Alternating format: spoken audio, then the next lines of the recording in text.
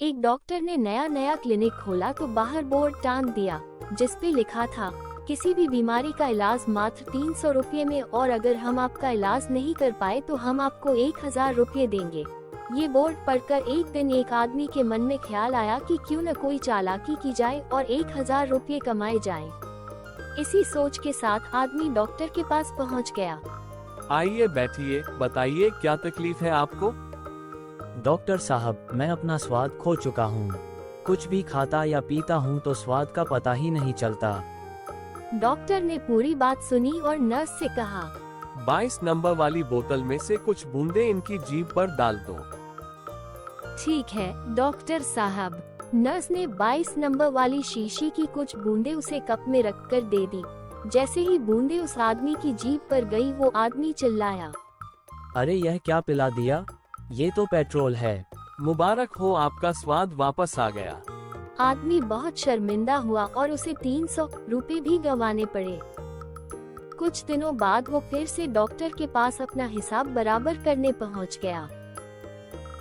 जी अब क्या तकलीफ हो गई। डॉक्टर साहब, मुझे कुछ याद नहीं रहता है, मेरी याददाश्त कमजोर हो गई है।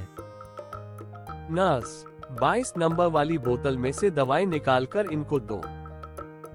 डॉक्टर साहब, वो दवाई तो स्वाद वापस लाने के लिए है ना। मुबारक हो, आपकी याददाश्त भी वापस आ गई है। आदमी बहुत शर्मिंदा हुआ और उसे 300 रुपये भी गंवाने पड़े। एक महीने बाद वो फिर से डॉक्टर के पास अपना हिसाब बराबर करने पहुंच गया।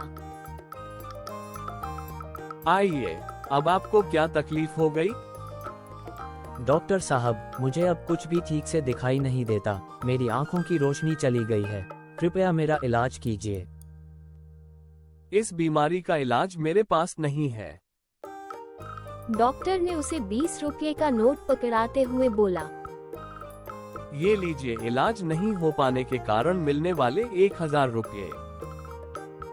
पर ये तो 20 रुपये का नोट है।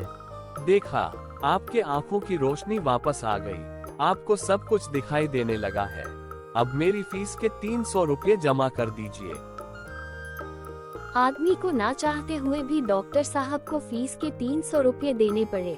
उस आदमी ने फिर किसी से धोखाधड़ी न करने की कसम खाई।